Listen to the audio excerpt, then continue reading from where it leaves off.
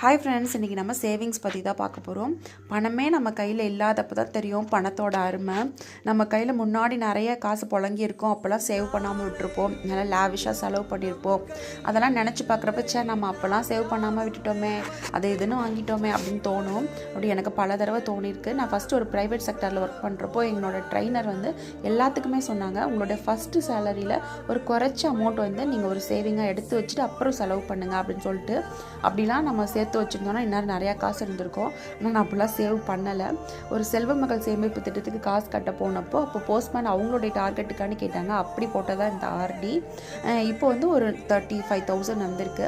இது ஒன்றும் அதிக அமௌண்ட் கிடையாது. பட் எனிவே ஒன்றுமே போடாமல் இருக்கிறதுக்கு ஒரு குட்டி சேவிங் தானே. அது நம்மளை என்ன மாதிரி குட்டி குட்டியாக சேவ் பண்ணலாமா வேணாமான்னு யோசிக்கிறவங்களுக்கு ஒரு அவேர்னஸாக இருக்கும்ல.